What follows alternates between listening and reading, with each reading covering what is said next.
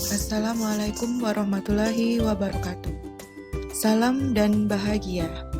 Saya Yuniar Prihanti SPD dari SMA Negeri 2 Bondowoso, calon guru penggerak Angkatan 7. Pada video kali ini saya akan memaparkan tentang tugas demonstrasi kontekstual modul 1.4 tentang budaya positif, yakni praktik penerapan segitiga restitusi. Tujuan pembelajaran khusus kali ini yakni diharapkan calon guru penggerak dapat mempraktikkan pemahaman tentang penerapan segitiga restitusi dengan murid di sekolahnya. Apakah pengertian dari segitiga restitusi? Segitiga restitusi adalah proses menciptakan kondisi bagi murid untuk memperbaiki kesalahan mereka sehingga mereka bisa kembali pada kelompok mereka dengan karakter yang kuat. Segitiga restitusi memiliki langkah-langkah sebagai berikut. Yang pertama adalah menstabilkan identitas. Tujuannya adalah untuk mengubah identitas dari orang yang gagal karena kesalahan menjadi orang yang sukses. Yang kedua, yakni validasi tindakan yang salah, bahwa setiap tindakan yang dilakukan memiliki tujuan, yakni memenuhi kebutuhan dasarnya. Guru diharapkan memahami alasan mengapa murid melakukan suatu kesalahan. Yang ketiga, menanyakan keyakinan. Adanya pertanyaan-pertanyaan untuk memunculkan motivasi intrinsik, sehingga murid mampu mengaitkan nilai-nilai yang dipercayanya dan berpindah menjadi orang yang dia inginkan. Restitusi membantu murid menjadi lebih memiliki tujuan, berdisiplin positif, dan memulihkan dirinya setelah membuat suatu kesalahan. Berikut adalah praktik segitiga restitusi yang saya lakukan di sekolah. Kasus 1. Menunda tugas. Mareta adalah anak yang rajin di kelasnya, tetapi pada mata pelajaran ekonomi yang diampu oleh Bu Ulan, Mareta belum mengumpulkan beberapa tugas yang seharusnya dikerjakannya. Ternyata, Mareta tidak bisa membagi waktu untuk mengerjakan tugas tersebut dikarenakan menemani ibunya untuk menjaga neneknya yang lagi sakit di rumah sakit. Assalamualaikum, Bu. Waalaikumsalam. Ayo duduk, Reta.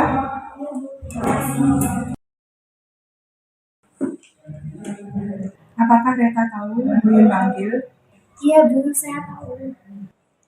Ya, Reta, Ibu mendapatkan laporan dari Bu Bulan. Dari beberapa tugas yang beliau berikan, kamu belum mengumpulkan beberapa tugas. Tapi Ibu ingin dengar dari Reta sendiri, mengapa Reta melakukan hal ini?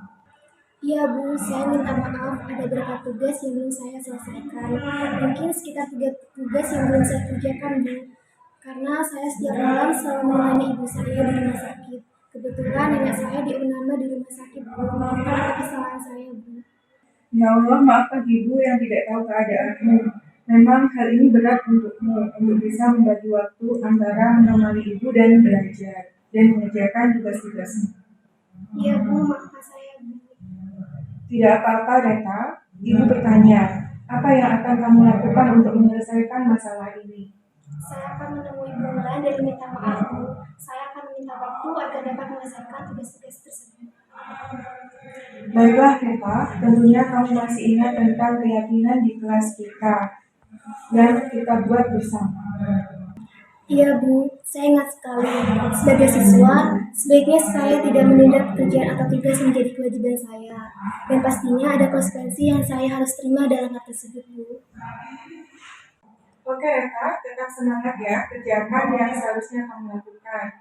hubungi Bu Bulan agar beliau bisa membantumu. Semoga nenekmu segera sehat kembali. Sabar ya. Terima kasih sudah menemui beliau. Mereka bisa kembali ke. Iya Bu, terima kasih ya. Waalaikumsalam warahmatullahi wabarakatuh.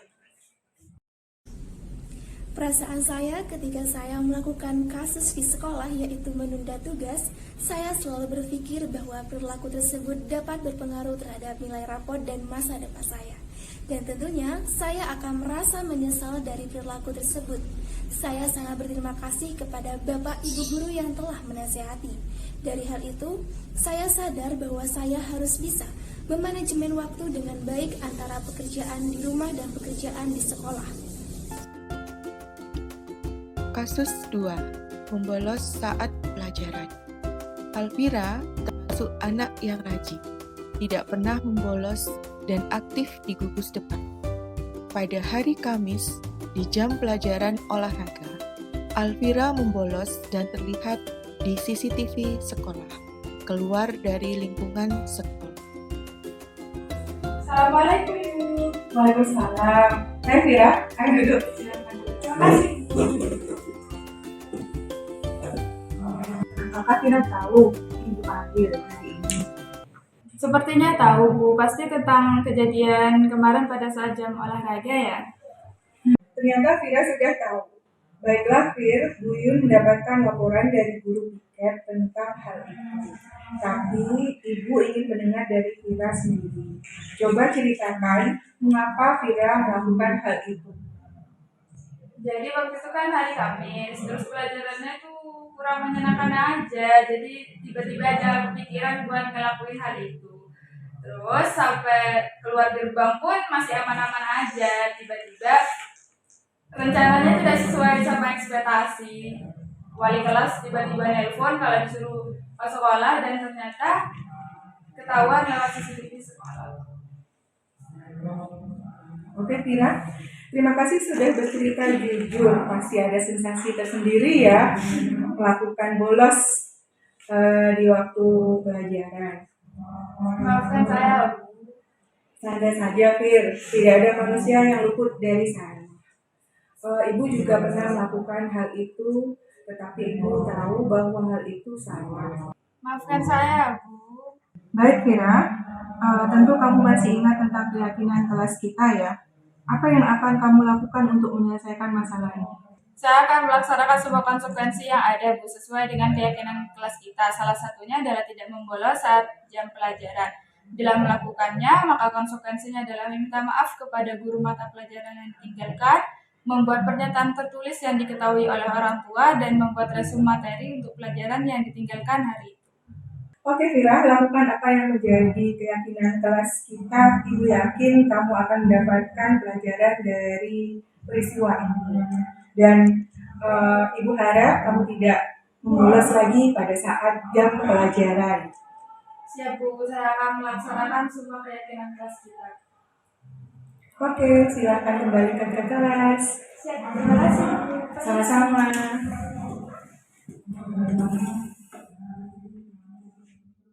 Perasaan saya, jika saya menjadi siswa yang berperilaku tidak menaati tata tertib sekolah, contohnya adalah membolos saat pelajaran, dan hal tersebut diketahui oleh Bapak dan Ibu guru, maka perasaan saya akan menyesal dan berjanji untuk tidak akan mengulangi hal tersebut kembali. Dan saya juga berterima kasih kepada Bapak dan Ibu guru yang telah menasihati dan mengingatkan saya akan perilaku yang tidak benar. Demikianlah praktik segitiga restitusi yang telah saya lakukan di sekolah. Semoga bermanfaat. Terima kasih sudah menyaksikan. Salam guru penggerak, tergerak, bergerak, dan menggerakkan.